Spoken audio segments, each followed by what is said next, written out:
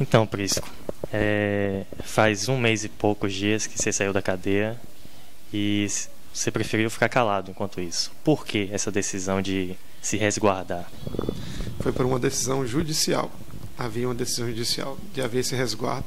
Eu cumpri ela rigorosamente, só por isso. O que você sentiu ao saber que a prisão havia sido decretada? Como é que foi o momento? Olha, o momento da prisão, no ato da prisão, eu fui preso ali que eu soube do fato da prisão. Ali que eu soube que havia uma traição, né, uma manobra do governo por trás de tudo aquilo, que não havia necessidade. O governo assinou um acordo e, mais uma vez, ele prova que não cumpre acordo, né? Então, eu fiquei muito entristecido. Foi uma prisão extremamente humilhante. Não havia a necessidade daquela prisão ser da forma que foi, inclusive, né, na frente dos meus filhos. Minha filha de 7 anos, meu filho de 12 anos, e mais o filho de uma pessoa que estava comigo de 10 anos de idade, que presenciou aquela cena de vários policiais federais armados, né, de eu ter sido levado de forma brusca da minha cidade para outra cidade, sem saber para onde eu ia, né? Parecia que eu estava vendo 64, em pleno golpe da ditadura militar, porque não pude ligar para os meus advogados, não tive acesso ao mandado de prisão, né? Não sabia para onde eu ia. Então, assim, a prisão foi toda ela, né, absurda, vindo de um governo dito democrático, né? Porque democracia não tem nada. Então, para mim, eu vi de forma absurda. Você falou em traição, mas traição de quem? Traição do próprio governo. Se ele assinou um governo, se ele assinou um documento, afirmando nesse documento que não haveria nenhuma prisão, nenhuma punição, foi um acordo fechado da greve, né? Por que o governo, né, fez a prisão? Por que efetuou a prisão depois? Já que o próprio governador, em contato com o prefeito da cidade, que declarou, inclusive, publicamente depois, que não haveria nenhuma prisão, o prefeito ligou para ele, que não haveria nenhuma prisão, não haveria necessidade disso, porque não tinha lógica, o movimento tinha acabado, foi tudo resolvido, havia um acordo e ele ia cumprir. Então, mais uma vez, ele não cumpriu o acordo. Como não vem cumprindo o acordo, desde aquele movimento, até aqui, o acordo que foi assinado ali, até o presente momento, o governo não cumpriu uma vírgula dele. Alguns jornalistas disseram que você estava fugindo por você estar na linha verde, etc. Mas isso não corresponde à verdade? Como é? Como é que eu ia fugir se não tinha prisão? Se não tinha prisão, por que eu ia fugir? Eu estava na linha verde, dentro de Salvador, né? Se eu fosse fugir, eu iria para ali. E mesmo assim, se eu soubesse da prisão, jamais eu fugiria. Foi uma das coisas que me revoltou no ato da prisão, foi a palhaçada, o circo que foi montado para aquilo. Porque eu sou um homem, sou um servo do Senhor. Se eu soubesse que tinha uma prisão, eu me apresentaria na Polícia Federal. Não faria, com certeza, como alguns mensaleiros do PT que fugiram. Com certeza eu iria me apresentar tranquilamente, porque eu não cometi crime nenhum. Tenho consciência tranquila até hoje que eu não cometi crime nenhum, porque eu iria fugir. E primeiro eu não sabia da prisão. Dentro da cadeia, dentro da prisão, foram os piores dias de sua vida? Foram, sem dúvida nenhuma, os piores dias da minha vida. Não estava preparado para aquilo, né? Nenhum ser humano está preparado para uma prisão, mas da forma que ela foi e como ocorreu, com certeza foram os piores dias da minha vida. O sistema é muito duro, o regime é muito duro lá, né? Apesar de ser considerado pelos próprios agentes penitenciários federais e pelos policiais federais como um herói, como um trabalhador que lutou, que estava ali injustiçado. Mas o regime da cadeia tinha que ser cumprido, tanto para mim como qualquer outro preso, tinha que ser seguido aquele regime. E como era a sua rotina dentro da prisão? Você conseguia dormir, comer normalmente? Como era? Não conseguia. Eu perdi 25 quilos, tive dificuldades enormes, a alimentação era ruim lá na cadeia, não conseguia dormir direito, dormia uma média de 3, 4 horas por noite. O regime era o RDD, né? Um regime disciplinar diferenciado, que não era para pessoa como eu. Minhas prerrogativas, todas elas não foram respeitadas, né? Não tinha contato com ninguém, não falava com ninguém, não podia ver ninguém, né? Eram 24 horas praticamente isolado. Em algum momento você sentiu sua vida ameaçada ali dentro? Ah, claro, né? Tinha outros presos lá dentro, né? Com certeza que você sente essa ameaça. Mas o Deus que eu creio era o que me dava a certeza e a fé que eu confiando nele, com certeza aquelas portas iam se abrir e ia sair dali.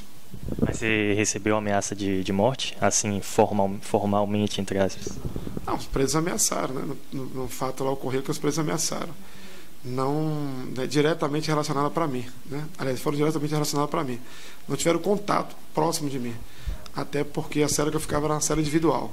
Mas era num corredor onde ficava um de frente para o outro, né? Era um corredor com 4 celas, 22 presos além de mim. E todos os 22 presos falavam comigo, porque as celas eram um de frente para a outra. E o banho de suores passava em frente à minha cela. Como era esse momento? Ah, ruim, né?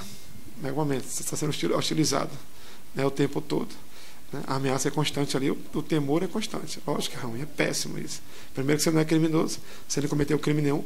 E está sendo passando por aquele momento ali, fechado, você não tinha para onde ir, né? Isolado. Era pânico total. Você pensou em algum momento do movimento que você poderia acabar dessa forma, sendo preso? Não, porque eu não estava cometendo crime nenhum. Eu estava fazendo uma luta sindical, toda ela pacífica e ordeira. Então jamais aquilo passou pela minha cabeça. Em relação a todo o movimento, você se arrepende de alguma coisa? Desde o início até a forma como se deu? Não me arrependo de nada do que aconteceu. Até porque, como eu volto a falar, nós não cometemos crime nenhum. Fizemos um movimento como qualquer outra categoria de trabalhador que faz. Onde o próprio PT se notabilizou por vários movimentos sindicais. Foi um movimento pacífico, um movimento somente ordeiro. Alugamos uma área privada. Não cometemos nenhum dano, não tem nenhum arrependimento em relação a isso. Caso você fosse chamado para ficar à frente de um novo movimento dos militares, da PM, você reagiria de que forma? É um processo de discussão. Hoje, na realidade, assim, eu não vejo a necessidade de um movimento. Até porque nós estamos num processo de negociação ainda. Até agora o governo não compreendeu nenhuma das pautas. Estamos num processo eleitoral também. Então, estou na expectativa de ocupar um espaço no parlamento. Então, eu acho que hoje a luta pode ser dentro do parlamento, desde que é um governo que se respeite. Então, hoje a luta pode ser feita dentro do parlamento. Com essas eleições que vão chegar aí, você vê perspectiva de melhora em relação ao tratamento da PM na Bahia? Com certeza, vindo de qualquer outro governo, menos esse que está aí, que já provou. 8 anos de governo nada fez. A Bahia hoje ocupa os índices de violência absurdos. A categoria foi totalmente desprestigiada por esse governador. Não cumpriu os acordos que foram feitos. Não cumpre lei de anistia, uma lei federal. É o único estado da federação que não cumpre. Dos 17 estados, o único que não cumpre é o PT. É o único governo que não cumpre ordem judicial. Ele já foi reintegrado 6 vezes na justiça. Esse governo não cumpre. Então, esse governo não cumpriu nada. Utilizou contra a checa dos policiais, prometendo melhorar a vida dos policiais no período eleitoral. Então, com certeza, qualquer outro governo que vem aí, a expectativa da categoria é muito melhor em relação a esse governo, que mesmo tendo aquele movimento agora recente, ele não cumpriu ainda o acordo. Por isso que um jornal de Salvador colocou você como candidato durante a greve, colocou sua foto na capa. Você em algum momento imaginou se candidatar nas eleições desse ano? Não. Durante o movimento não tinha nenhuma discussão política em relação a isso. Era uma luta sindical que tinha ali. Em nenhum momento foi colocado isso durante o movimento. Não precisava de um movimento para ser candidato. A categoria em si já me provou isso aqui em Salvador quando eu fui eleito por 15 mil votos. Então, necessariamente, não precisa de um movimento para isso. Nós temos uma categoria, nós lutamos por ela e respeitamos ela. E a própria categoria que fez o movimento. É porque o movimento não foi declarado por mim. O próprio governo que jogou a categoria para esse movimento, quando ela não cumpriu um acordo. Quando ela chamou a gente para uma mesa, nós sentamos durante 6 meses e, para surpresa de todos nós, o governo colocou tudo aquilo que foi discutido com a gente, ele não colocou nas ruas e colocou na mídia acordos que não tinham sido fechados. Coisas que nem sequer nenhum dirigente da associação tinha conhecimento. Colocou na mídia para toda a sociedade saber e para todos os policiais. Então o governo simplesmente jogou gasolina na tropa. Nenhum dos fatos a gente sabia. E foi fechado um acordo que não era para divulgar nada antes que se fechasse o acordo e encaminhasse para a Assembleia Legislativa. O governo divulgou uma coisa que não foi discutida. Nós passamos 6 meses de negociação com o governo, onde nem sequer 1% do que foi discutido na mesa o governo colocou na mídia. E ele colocou como de fato já tivesse definido, como a coisa tivesse fechado. Propostas indecentes, inclusive morais. Então, assim, isso jogou. Quem provocou o movimento, quem provocou a greve, se tem um culpado e um responsável, foi o governador do Estado. Com toda a sua equipe, que sentou-se à mesa, dialogou, e quando colocou para fora aquela proposta, não foi a proposta que foi discutida com a gente. Diante de toda a violência que se instaurou na cidade durante o movimento, você acha que isso ajudou as pessoas a se voltarem contra a tropa? Não, o que ajudou as pessoas a se voltarem contra a tropa foi a mídia, parte dela. Não quero acusar todas, Infelizmente, não temos uma mídia livre, não temos uma mídia democrática. Não houve um debate para se provar a verdade, Porque a violência está instalada aí hoje. E cadê a própria mídia agora que está falando? E essa violência que está acontecendo agora é culpa de quem? É culpa do movimento, porque o movimento não tem mais. Nós temos índices na Bahia absurdos. Nós temos uma média de homicídios por final de semana de 22 a 28, 32, já chegou a ter 45, sem nenhum movimento. E aí, de quem é a culpa? Porque a mídia não faz a mesma coisa, como tentou me taxar. Por que não taxa o governador do mesmo jeito? Ou o secretário, ou qualquer outras pessoas relacionadas à segurança pública? Então, infelizmente, nós temos um poder do governo do Estado sobre a mídia, parte dela, não vou dizer que ela é toda, que impôs essa situação. Mas culpa nossa, a gente não teve nenhum naquele movimento. O governo que tentou colocar isso. Você acha que a PM é bem tratada na Bahia como deveria ser bem tratada? O que é que falta para isso? Falta muita coisa, com certeza. Esse governo ele não trata a Polícia Militar com respeito. A instituição em si, por esse governo, ela foi totalmente desmoralizada, em todos os sentidos. Tem como listar alguns pontos assim que faltam? Todos os acordos que eles fizeram, eles não cumpriram. Nós não temos um plano de carreira. Nós temos um policial hoje desmotivado na rua. Porque é aquilo que mais faz o policial de trabalhar, porque ninguém quer trabalhar na polícia, ninguém quer sair para a rua para dedicar a sua vida ao próximo. Um policial militar ele faz aquilo que ele gosta. Mas ele não tem mais estímulo para isso, porque ele não tem plano de carreira. Né? Você entra na corporação hoje, você vai ter a sua primeira promoção depois de 26 anos. Qual o trabalhador que aceitaria isso? Nós não temos um salário digno. Né? Nosso regulamento ele é ultrapassado e arcaico. Acontecem prisões e perseguições absurdas. As nossas instalações dos quartéis, todas elas são sucateadas, a maioria delas. Né? O governo faz propaganda. Alegar que hoje nós temos mais viaturas, o que adianta você ter viatura e não ter efetivo? Nosso efetivo hoje tem uma perda de policiais de 20 mil homens. Você colocar 2 policiais numa viatura para oferecer uma sensação de segurança, uma máscara, isso não é segurança. Nós temos 191 cidades no interior da Bahia que só tem 2 policiais tomando conta. Né? Assaltar banco no interior da Bahia hoje ficou fácil, é brincadeira.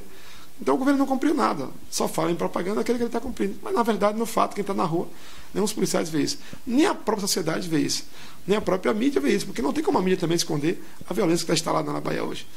Então está provado que o governo não investiu em nada, ele desmoralizou a corporação em todos os sentidos.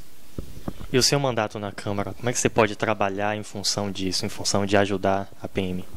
Olha, além de eu ter um mandato na Câmara, hoje eu estou afastado por uma questão judicial, mas no período que eu estava com mandato na Câmara, eu era presidente de uma entidade estadual. Então, através da entidade que a gente trabalhou muito mais isso. Aqui, junto ao prefeito, a gente tentou melhorar a urbanização da cidade, a iluminação da cidade, que envolve também segurança, né? A área social da cidade, que também envolve segurança.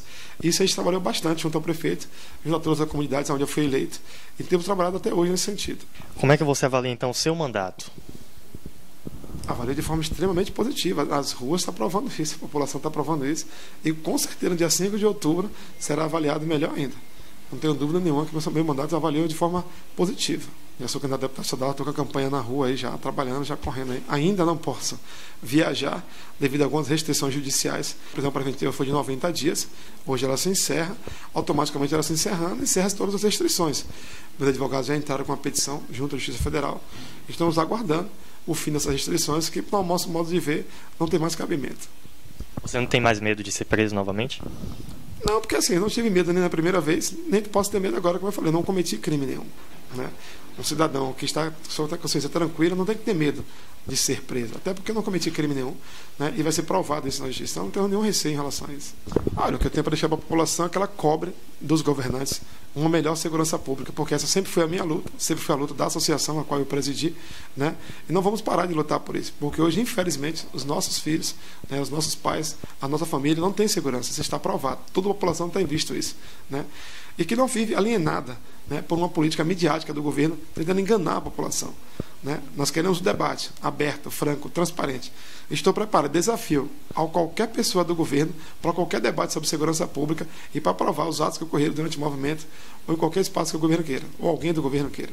E eu cobro mais uma vez o acordo que o governo fechou, já que a população não sabe, vai estar sabendo através dessa entrevista aqui, o acordo que foi fechado naquele movimento, e a gente encerrou aquele movimento baseado num acordo, né, assinado, não tinha estado aprovado ainda, em respeito à população de Salvador, que nós voltamos a trabalhar, e a população da Bahia. E esse próprio governo mostra mais uma vez que ele não tem respeito, porque ele não cumpriu o acordo, né, e até agora nada foi enviado para a Assembleia para ser votado ou aprovado. Esse acordo que você fala é o plano de carreira? É o plano de carreira, é o estatuto da corporação. O governo colocou uma lobby, né, ultrapassando até aquilo que foi acordado, que o primeiro que era para ter ido para a pauta era o estatuto, era o código de ética, né, e o governo não cumpriu isso. Entendeu? Nós estamos com um plano de carreira defasado. O governo colocou na mesa que não haveria mais o curso de cabo e está tendo curso para cabo. Né? Então, se o governo não cumpriu nada daquilo que foi acordado. A única coisa que o governo cumpriu, que foi agora esse mês, foi uma gratificação, CET, que foi uma gratificação que você não paga aos policiais, que é desde 97, passou a ser paga agora, depois de muitos anos. Mas o restante do acordo, a regulamentação do artigo 92, o estatuto, o código de ética, o governo não cumpriu com nada daquilo que foi acordado. O governo não cumpre a lei de anistia, a lei federal, patrocinada e assinada pelo próprio governo federal, pela própria presidente Dilma Rousseff e pelo próprio Lula. O governo não cumpre ordem judicial. Você já se recuperou totalmente de saúde? Não, ainda estou me sendo acompanhada por médicos, não estou 100%, mas acredito que eu já estou muito melhor da realidade que eu estava.